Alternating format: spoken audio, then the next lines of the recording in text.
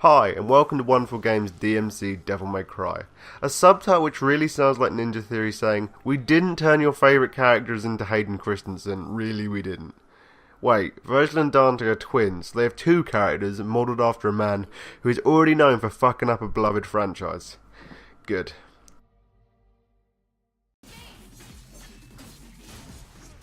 Firstly, when it comes to character action games, I'm not excellent, but I would say I'm above average. I also have a lot of experience with games like Bayonetta, the old Devil May Cries, and Wonderfull 101. All good character action games. Not, I might add, hack and slash games, for fuck's sake. I preface with this information, so when I say what I will about this game, it might hopefully not seem too biased. At least not without good reason. So before we get into the huge problems with the game, I should mention there will be spoilers for the older Devil May Cry games. I think I might hold off on the bile that will spray from my mouth very shortly and start by looking at some of the positives about the game, of which there are like 2.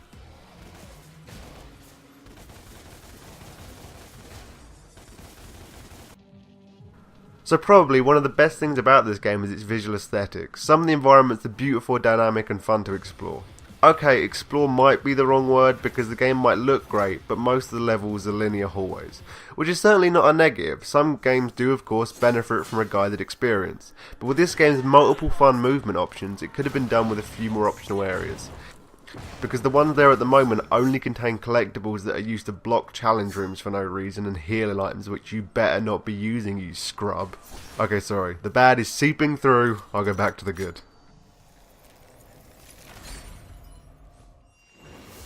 How did you figure it all out? Virgil pulled me out of the nightmare. You? Oh fuck, the story's next, this is gonna suck.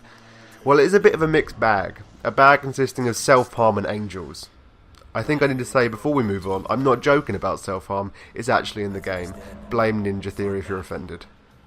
The story is okay for the most part. I guess I'm fine with Ninja Theory changing things to match their idea. That's what a remake's for after all. And after all that anger, violence and death, you have to dig deep. Dig into your own heart. To see if you're still sane. Or if you can still call yourself human. I just knew in my heart I wasn't crazy. By the way, if you don't know who Ninja Theory is or what they've made, their other games include Heavenly Sword, which was God of War with Andy Serkis, and Enslaved Odyssey to the West, a retelling of a Chinese epic called Journey to the West, featuring Andy Serkis. Wow, where is he in DMC? Anyway, Enslaved was okay and Heavenly Sword was fine but ultimately forgettable.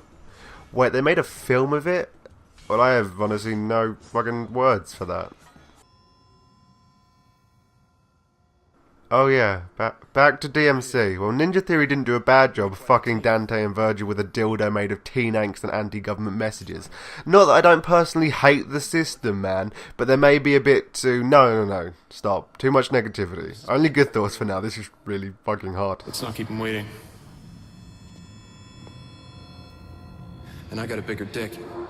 So reworking some of the story stuff is fine and inconsequential for the most part. For instance, Dante and Virgil are now half demon and angel instead of half human and demon. Also, speaking of demons, they seem to be secretly controlling the world. So just at the start of the game, there seems to have been more effort put into building this world than there ever was in Devil May Cry 1. All that game told you was Dante is cool, can take a beat and is good at killing things. Which is honestly all the motivation we needed for killing shit. Actually, the story might be getting in the way of hitting monsters with a big sword. You know what, fuck this, time for the bad stuff. Time to go to work, guys.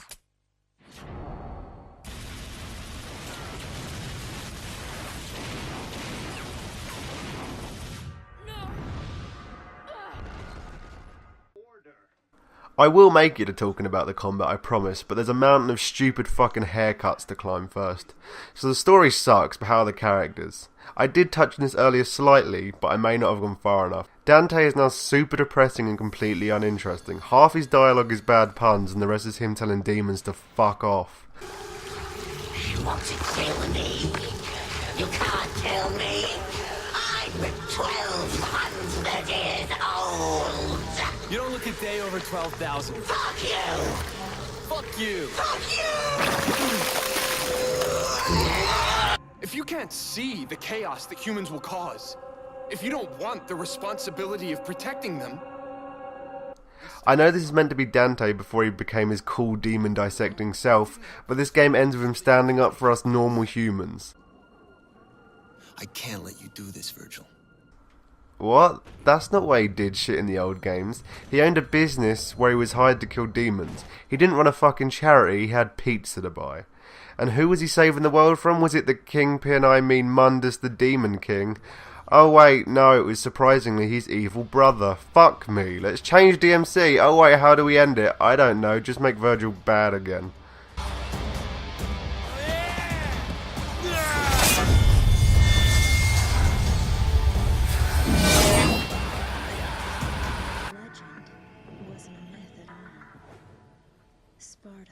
Which is fine. Maybe Ninja Theory thought we can mess with a lot, even make fun of old Dante, but Virgil, we cannot, I repeat not, fuck him up.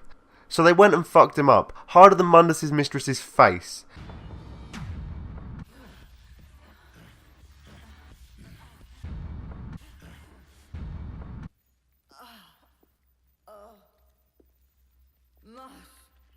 We talk. How, you may ask? Well, one of the huge things about Devil May Cry 1 is that you've been fighting a demon named Nello Angelo. Hard as hell to say that. Multiple times throughout the game, and he is, spoiler, revealed to be Virgil. So when you fight Virgil for real, you've been shown how capable he is multiple times, which makes him not just a formidable enemy, but your equal in a fight. By the way, this was all done in gameplay in Devil May Cry 1, unlike in DMC. That's fine, though. But Virgil in DMC is never once shown to be even a threat. The fact that he needs Dante to beat Mundus, which Dante does in a boring fucking boss fight, and straight after you fight Virgil, is already a definite given that he doesn't stand a chance.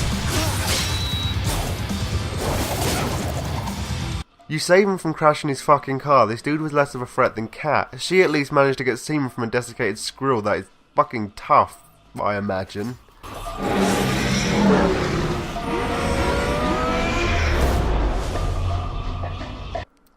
Actually, I would say the only character who seems mildly interesting is Kat. Yes, she is a walking stereotype for sad teen girls, but so is everyone in this game. At least she gets some good dialogue out of Dante every now and again. I'd like to know who I'm risking life and limb with. He's my brother. He's trying to save the world. What's your story?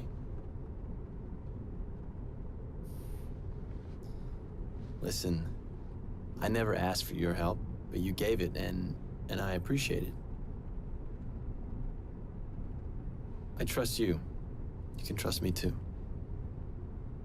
But this game does put forward many super deep messages and subtle themes. Oh no, actually it's about as deep as a beached whale and about as subtle as a town crier being fired from a cannon. Ninja Theory likes to say how evil corporations are when they sell you crap that's bad for you, just as they prepare to sell DMC Definitive Edition, and they like to talk about how media brainwashes everyone as they give their trailer to IGN.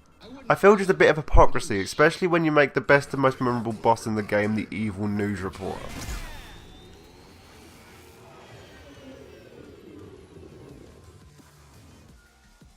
So here we are at the make or break for this game, the combat. It's been a journey, but I think it was worth it. So the combat is, sadly, okay. And I want to make it clear, I'm not sad that I couldn't be angry. I'm sad because it could have been great. But like a runner with no legs, it shot his girlfriend. No, I mean, trips at every hurdle. Fuck, I don't know where that came from. Every aspect of combat has a new and almost obvious problem that the lead designers at Ninja Theory must have been too busy wanking to pictures of Anakin Skywalker to care about.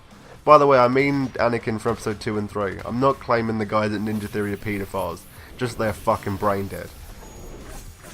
Let's start with one of the biggest errors, shall we, the ranking system, which is just broken. The amazing thing about it in the previous games is that it was a challenge. I repeat, challenge. Do I need to put the definition of that word on screen? Because it seems to be a word that developers and people who defend this game don't seem to know. Yes, it was a challenge to get high rankings. If you didn't build combos, die too many times, and use lots of items, you would get a D for dull, like you. Yes, you.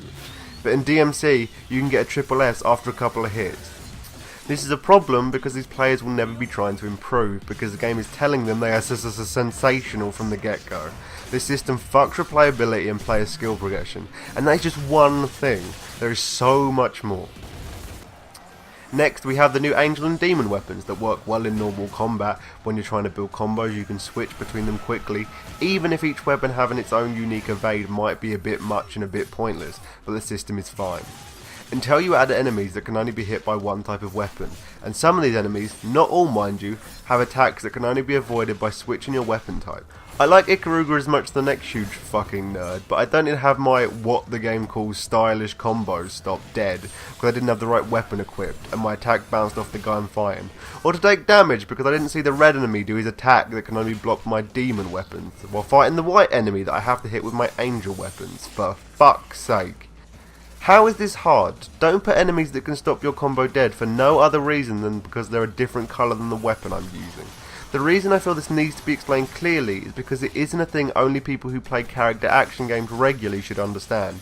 It should be a thing that anyone who plays games and also has a fucking brain should understand.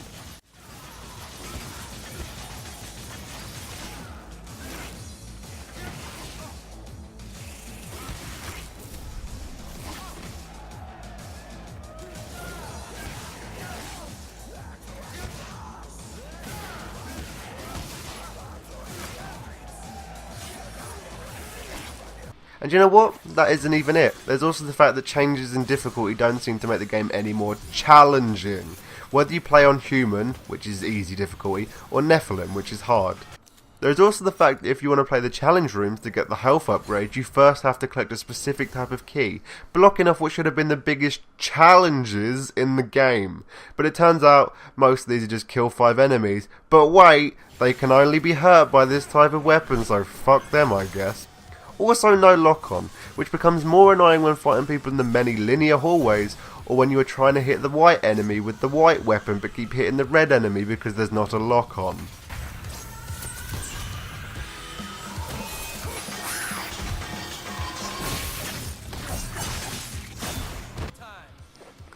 You know I said I was sad because the combat could have been good? Well, it could have. Many of the problems are not hard to fix. Change the ranking system, get rid of a couple of enemy types, and make a bigger distinction between the difficulties.